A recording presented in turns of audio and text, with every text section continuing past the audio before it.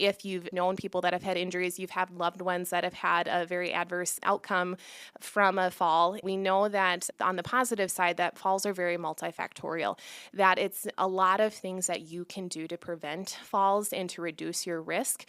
And I think it's something kind of empowering for a lot of people to know that they can kind of take charge of that and they can do a lot to prevent those falls and overall keep them strong and moving well. And that's, I think, something that once they understand where those resources are, whether it's with their provider, whether it's with their therapist or any of like the community exercise programs and things going on too, that they can take those positive steps to keep them moving well and aging in place and maintaining their strength and their mobility too. This is the Health and Wellness Podcast brought to you by Sanford Health. The conversation today is about understanding falls and fall prevention. Our guest is Natalie Fick, Sanford Health physical therapist. Our host is Alan Helgeson with Sanford Health News. Thank you, Natalie, for taking time to spend with us today to talk about this topic. Glad to be here. All right, well, we're going to talk about falls prevention, and let's get started here. I guess the big open question we want to start with, why is falls prevention an important topic for older adults? I think it's something that any older adult, no matter age, where they live, it's always a concern at some point. And it's a really critical topic for them too, because it's such a leading cause of severe injuries and can overall kind of affect their mobility and their independence, which I think is a common concern for people as they age.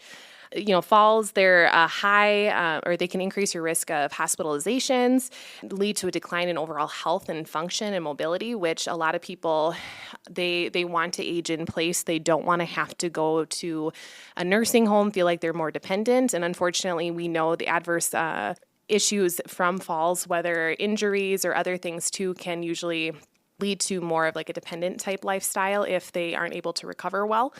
So that is a big factor. And then also we know just by working on preventing falls, we can just help to hopefully maintain people's physical health and mobility, allow them to age in place like a lot of people want to do, reduce healthcare costs, which is another huge worry for a lot of people, and support their overall emotional well-being. So kind of reducing rates of depression, anxiety, and just kind of helping them feel more confident and safe with their day-to-day activities. You talked about that cost thing. That's a biggie, boy. We hadn't even really thought about that, but you talked about also, all these different things.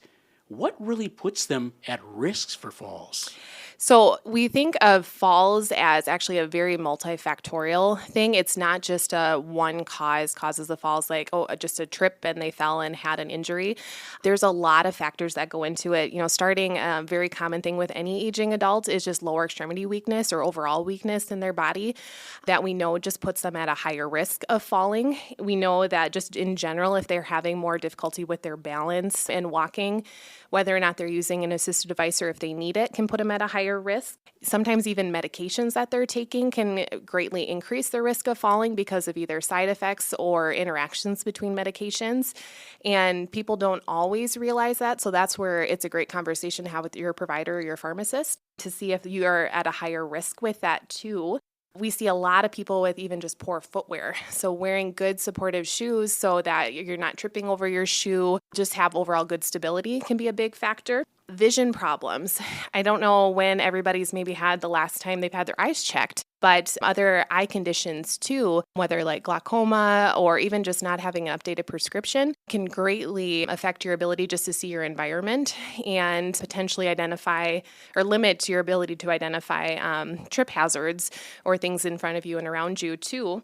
And then another common one that I actually work with people a lot on is even like low blood pressure. So that when they get up from either laying down or from sitting, they might get dizzy or they might feel really woozy, and that potentially can cause a fall and an injury too. So many different things you don't even think about, right? Exactly. And the nice part in a way about this too is we know there's so many factors we can potentially control, and we can minimize that risk by identifying where am I at risk and knowing that, hey, I can get better footwear, I can talk to my doctor about medications, or I can go get my eyes checked. Doing things like that greatly reduces your risk so that you're safer overall. So I was just going to tell you here a couple of things. While you were talking about that, I'm going through the footwear thing in my mind of the different things I have, and I'm going to admit, I've got some things they're not the greatest. I've got some junky flip-flops. I've got some slippers that my wife would say, you need to get rid of those. We all have those, right? Exactly. And I had no idea about certain medications that could put you at risk for things like that.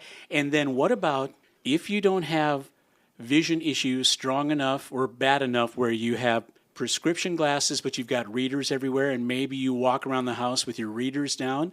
They could be issues for tripping, right? Correct. So, it can potentially skew your vision just enough where you're normally used to like a flooring transition or a small step, and you can misjudge that. Or I've even had people that have had that discussion where they just got bifocals, and all of a sudden they're having issues or trying to figure out the curbs. So we see it in a lot of places, thankfully, where people are being more aware out in the community, where they might highlight those transitions with like yellow paint or, some extra grip on certain steps too, to try and help minimize that risk, but they're still there. They can still happen. The sidewalk will heave in certain spots. You might catch your toe. So we always have to be able to hopefully see those and be aware of that too. Natalie, I want to go back here, and the reason we have you here is that you're kind of special here with some special training in talking about falls. So let's talk about where do you work, what clinic are you part of, and let's talk about the reason you're able to talk about this today. Yeah, so I work at Sanford here in the outpatient physical therapy department at the Madison Veterans Parkway Clinic. And so that's just part of my job is we have been trained in being able to help evaluate and assess people in their fall risk, overall strength and mobility concerns, and helping to improve those so that they are safer in the home. I've also had the privilege over the last 5 years of working with some amazing people here to help implement some evidence-based fall prevention classes in the Sioux Falls area and the region. And so I am a master trainer with the A Matter of Balance class, and then I provide kind of the healthcare professional viewpoint as well with these classes.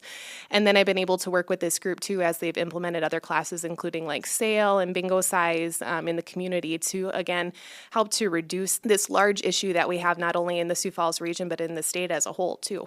So you've got some deep training too, not only as a physical therapist, but you have a doctorate in physical therapy, correct? Correct. What does that mean, having a doctorate in physical therapy? Can you talk a little bit about that? So in order to get our doctorate, in order to even just to get into grad school, you have to get your bachelor's degree. So I've had 4 years for that in kinesiology, and then I had a psychology and coaching minor too, and then got into grad school. And so an additional 3 years of training extensively, not only on the body mechanics, how the body function and works. But when you get your doctorate level, they've expanded that training and that knowledge too to be able to better understand how all the systems work together, not only just the musculoskeletal and like the getting stronger too, but how the cardiovascular system affects things too, how the pulmonary system, where we can identify some of those yellow, red flags, how can we work with our providers to help keep everybody as safe as we can. That's so good to have expertise like yours in talking about this today. So let's keep moving on here because there are a lot more questions here to ask you and talking about falls prevention. Next question for you. What are some of those complications for older adults when falling?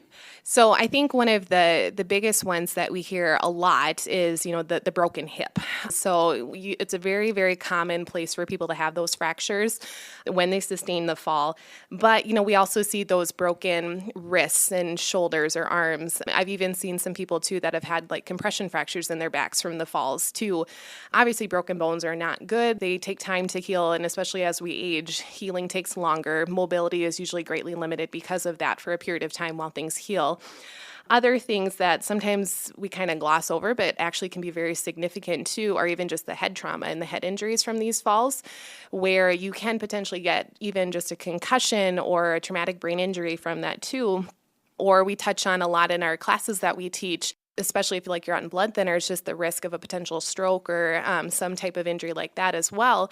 And unfortunately, those take a long time to heal too, or potentially have some very adverse outcomes too, where sometimes we see some people that they have that head injury and they end up passing away too from that fall. The other things that can happen, some people, they just all of a sudden, whether they have a fall or a close call, start to have a great fear of falling too. And that is a huge, huge precursor actually, and a huge risk factor of falls is the fear. Because we know when people are fearful of falling, they might avoid activity, they might avoid what they're doing. I don't want to move or I don't want to do this because I'm going to fall. And in turn, because we're not as active, we see people actually tend to get weaker. And then unfortunately, because of that, you're at a higher risk of falling. And then you actually might have more of a fall too. So it's this terrible cycle to get caught into. And so by addressing sometimes even that fear and that concern, showing people, how realistic is this? How can we work through this? Again, we can kind of decrease their risk too. Other complications people have, and I know this is a big factor or a big thing for a lot of people, is just the increased dependency. Is people don't want to depend on others. They don't want to have their children help them with things that they can do on their own. They don't want to have to even consider leaving their home and going to assisted living or nursing home or a long stint in rehab to recover. They want to be able to be independent. And unfortunately, if they have falls and have injuries or limited mobility, sometimes they have to have that assistance. And it's hard to accept it or hard to ask for it too.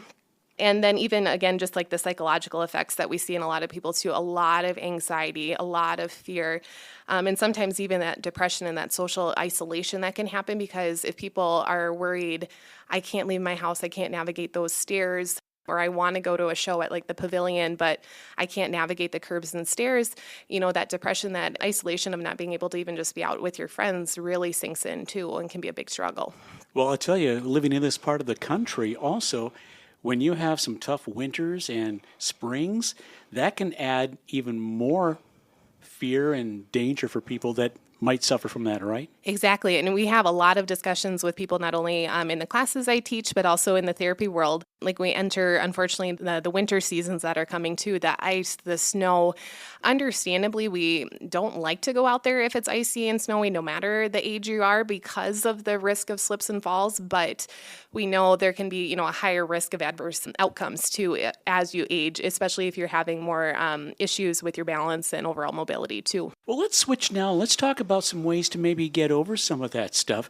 There's such a thing as falls prevention screenings. Let's talk about that and how these can help older adults and maybe identifying their risks and this falls prevention education. So fall prevention screenings are things that we usually incorporate a lot in therapy if that's a concern for individuals, but also throughout Sanford, we do that as a whole too. And we really just sit down and we talk to people too and just assess their risk factors and then, potentially give them some recommendations as to how they can reduce their risk too. So with the screenings, there's a lot of standardized tools that we use from a therapist, whether we look at maybe their walking, general balance assessments too, just to get us an idea of where they're at, how they're overall moving and able to maybe even recover their balance. And then we talk to them too about, if they've had past falls and injuries, if those individuals, they're feeling unsteady when they're standing or they're walking. And overall, again, too, if they're having worries about falling, because that's a huge factor as well.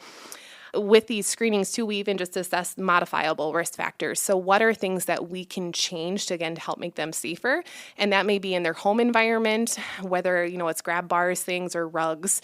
If they potentially even need an assisted device, which isn't always everybody's favorite thing to talk about, but sometimes, depending on how their balance is, overall mobility, or if they've had past injuries or surgeries, sometimes we may need to start considering the use of a cane or a walker or something to help keep them a lot more stable and steady when they're out and walking.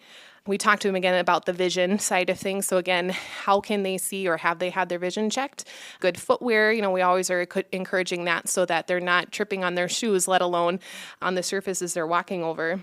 If needed, we intervene to reduce that fall risk with different strategies. Like sometimes we recommend just chatting with their provider again, especially if there's concerns of medication, of maybe, some dizziness or some like blood pressure issues. Even if we talk about like neuropathy, where it can have a decrease in sensation, which can be very common for people, especially if they have diabetes in their feet, where they can't really feel where their feet are or what they're walking on too, which, greatly increases their risk of a fall because they're just not sure where their foot is if they're stepping on something that could cause a loss of balance. And then the other awesome thing that we can do too is we can give referrals, for different classes that we're having in the community if we know that would benefit them based on their current ability level. Or sometimes, we recommend having that discussion with their provider too if some physical or some occupational therapy would be warranted to help overall improve things. Natalie, if somebody's listening to this today and they heard this thing about the screenings and that Sanford offers these, where would they maybe start? Would it be with their local provider in their community and ask about these screenings? So that would be a great first step too. I know their primary care providers, they can offer sometimes just a very basic initial screening, or even just having a chat with their provider too and say, here's my concerns, whether I'm having maybe some trouble with some balance, or I notice I'm dizzy with some transitions or certain movements, so that we can kind of assess and again, then refer appropriately if there's again little adjustments and things that their provider can do, or if therapy needs to get involved, or we can try to encourage and let a lot of the providers and people in the region know too of what classes might be available for these individuals, whether it's like the matter of balance classes, our sail classes, our bingo size, our tai chi, different things like that, just to help keep them moving and keep them strong. Some really great things and some offerings for people. And again, if you're listening too, and you may have older parents, family members that might benefit from these, do some research and maybe ask your provider about these. Beyond the obvious things that are great about this stuff, maybe share a little bit about how or why patients see these classes as beneficial in terms of giving them some of these tools and ways to prevent these falls from happening. I think a big thing that when I talk to people in these classes too is they feel like they can finally do something to help themselves too, because sometimes it's a very helpless feeling when they're having issues and struggles, but they just don't know where to start or who to turn to. And so whether the classes or utilizing therapy, just to get them going and kind of empower them to show that they can help take charge and they can make some improvements. Just like anything, the more you practice, the better you get at it too. So when we do that, it helps to just get them going there, and then they can also just have a better idea and they can see for themselves the different risk factors they may have and how they can potentially modify those too. We hope, and encourage them that by doing maybe some exercises or different things too, that they can just improve their overall strength and flexibility, which in turn makes them feel better. When you're active and you're moving, your body feels better and wants to do that too. And then again, decreases their fall risk. But the other benefit too, sometimes when they go to different classes or they go to the gym or they do some of these things with some friends working together, is just that social interaction and aspect too, which is huge, especially like we talked earlier too, coming into like these colder months where, it's hard to really, get through these days when they're dark all the time. You just don't really feel like you want to be out and about. But when you have that kind of social pull of, I know my friends are going to be there too, we can chat, we can maybe have some coffee, we're going to do the exercises. I think that's always a huge draw and an extra benefit too. Moving on, as somebody that may have parents that we may be visiting during a holiday period, as we transition to colder months, or we might be seeing parents sometime soon. We go into their homes and we see that they might have some of these things, these fall risks. As a child or a caregiver, how can we look and fall-proof our parents, our older family members' homes? So one of the first things that I have people do, whether your own home or in a family member's home too, is, looking at just clearing the way. So are there trip hazards that are around that we can potentially just get rid of, whether it's some cords, it could be rugs, just general clutter, whether we have maybe some boxes or things kind of sitting around too, just to see, can we have clear walking paths that we don't have to worry about tripping over things. The rugs can be always a hot topic for some people because they don't always want to get rid of them, which I understand, but can we look at if there's even some safer alternatives? So some non-slip rugs that maybe have that rubber backing so they're not sliding. They make some tape or different adhesive type things now too that you can utilize on them just so that they're not sliding around or they're keeping the edges down. Decreases your tripping risk there too. So things to look at in your environment, but also even then looking at moving furniture if needed. So sometimes our environments, we have a lot of pieces of furniture, or how the layout is can make it very tough to navigate. So can we shift things a little bit so that I don't have to be kind of scooting sideways to get past this chair or to get in and out of bed? Can I have a better space? The next thing we always talk about too is, how is the lighting in your environment? Do you have a good source of light by your stairs in your bedroom or your bathroom as you're navigating around so that again you can see where you're going? replacing light bulbs if you need to, or looking, is there ways that I can potentially add lighting on these low light areas so that I can see better and reduce your tripping risk. When you talk about like your bedrooms too, even just, is there a chair? So if you need to be able just to sit down and put your shoes on or to get dressed, depending on where you're doing that, like your shoes too throughout the house, do I have a surface that I could sit? And it could be as easy as bringing a chair into your bedroom, or making sure you have a nice sturdy bench in your porch to put your shoes on too. But just to have that as an option so that you don't feel like you have to try and just stand on one foot and balance, or, very precarious with that. Securing or adding support. So especially like in your bathrooms, do you have adequate grab bars that you can utilize? And ideally, we want them installed well. So, screwed into a stud, something sturdy that's not going to pull out of the wall. And I know that another option that we have as a temporary option, if you can't do the ones that are manually fastened to, is sometimes the really strong suction cup ones can be a nice temporary benefit too, that you have something sturdy to grab onto, instead of, can I just try and, grab the shower curtain rod, or kind of some of these different things that are around that really weren't meant to be a grab bar. And one of these things too that I would go out to say here too, Natalie, is that working with a trusted medical equipment facility like Sanford Equip too, because they're skilled at finding the right pieces for the right job that you're looking for. Yes. Because oftentimes you find some of these that are less quality, and all it takes is one time for the stuff to bust loose or to break or to not adhere in the right way, and that's when a fall can happen, correct? Correct. They have, like toilet risers or shower chairs, things like that too, that if you need it, they have that as something that you can go look at. You can try it out and see if it works in your space, and can be a great solution to, again, help keep you safe with those areas. And then the last thing I always like to have people look at too, especially like in your kitchens, but just throughout your house too, is just, where do you store your most commonly used things too? So are the things that you use a lot, are they really up high in your cabinets, or are they down low, tucked away, where you are either going to have to potentially use a step stool or do some unsafe reaching? Can you potentially shift things so that it's maybe stored between your waist and your shoulder height, so that that's easily accessible, and that you don't have to constantly be putting it up and down, or using the step stool, especially if that's not something that's either safe for you or comfortable for you to use too. And that's where I know sometimes people prefer like a clutter-free counter, but sometimes we maybe leave that mixing bowl that we use all the time just on the counter so it's easily accessible, instead of lifting in and out of the cabinet all the time too. That sure is hard though for people, right? It Getting is. used to it though. It is. All right. Well, let's move from the physical things. Let's talk about some of those situational signs though, as we may be visiting older adults and see some of those things. We've talked about those physical things, but some of those situational things. Yeah. Sometimes just to keep an eye on your loved ones too, and just see, sometimes you can quickly see better than they can if there's areas that they're just maybe struggling a little bit more with. So watching like how they navigate stairs, if in and out of the house, if they're really having to pull themselves up, or, really rely on those railings or somebody else to kind of assist them up that, making sure, do they have good railings, or is there another option that they could potentially have for added support or safety navigating there? Looking at just when they're kind of going around the home too, do you notice if they're making quick turns, if they're losing their balance or kind of stumbling? Or sometimes you'll see them too where they're really relying on furniture and like the walls to like walk and maintain their stability too.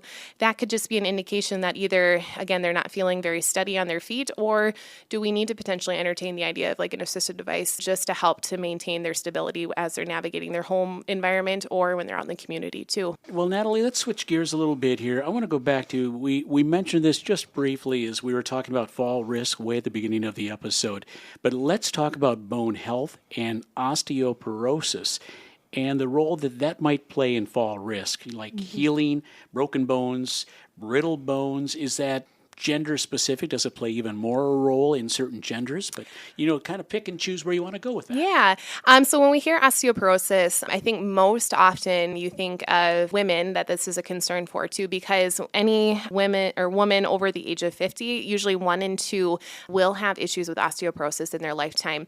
But I never say rule the guys out with that too, because in that same age bracket, so over 50, 1 in 4 men potentially have some osteoporosis too, or osteopenia, which is just kind of that precursor and showing that there's some weakening of bones as well. just even to assess your risk factor of this, again, your providers usually are recommending getting a DEXA scan right around that age 50, just to look and see where that bone health is too. And from there, if we're identifying that osteoporosis is something that is of concern for you, they might recommend either some medications or something that is actually very beneficial too is exercise. So we adding the strength training, the resistance, because we know by challenging our bones, by providing some impact safely, can actually help to strengthen our bones too. So trying not to shy away from that. And that's where either therapy or some exercise classes can be very beneficial on finding a way to start with that too and keep you safe and decrease your fracture risk too. Because we know when osteoporosis is around, you are at a higher likelihood of sustaining a fracture, and sometimes then too, it may take a lot longer for that fracture to heal. Really good information you've been talking about here today, Natalie. But let's go back to your education here as a physical therapist. Now let's talk about, as a physical therapist, discuss how therapy can come in and play a role in helping people preventing falls, and in that recovery, should a fall have happened, and in the injury. With fall prevention and physical therapy, we love to even work with people proactively. So they might have had a fall, or they might have had some instances where they're noticing that they're a lot more unsteady. And this is something that we can gladly jump in and help people out with before. We're even starting with some just general balance and coordination training. So providing them with some exercises and things that they can do at home and in the clinic with us, just to improve that overall balance and stability, just making sure that they feel more confident with their coordination to be able to react to those different perturbations and challenges out in the community or at home where your balance might be challenged, and knowing that you can hopefully take the steps or adjust to be able to maintain your upright posture so that you're not ending up on the ground. We also work with people too, and just overall with some strengthening, because we know that by strengthening those major muscle groups, especially in your legs, that increases your overall stability and reduces your fall risk, and shows that it's easier to get up out of a chair, do some of those things that also can be very challenging as we age. And we want to make sure that, again, we can age in place, we can maintain that mobility that we want to, and not have to struggle with just those daily functions as well.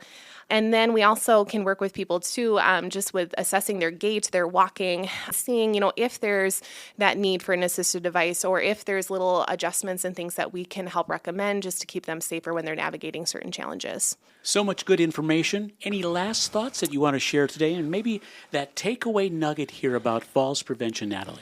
We know that falls is a huge concern for the aging population, and it doesn't necessarily mean that you've had to have a major fall in the past. That fear can kind of creep in, even if you've known people that have had injuries, you've had loved ones that have had a very adverse outcome from a fall. And so we know that on the positive side, that falls are very multifactorial, that it's a lot of things that you can do to prevent falls and to reduce your risk. And I think it's something kind of empowering for a lot of people to know that they can kind of take charge of that, and they can do a lot to prevent those falls and overall keep them strong and moving well.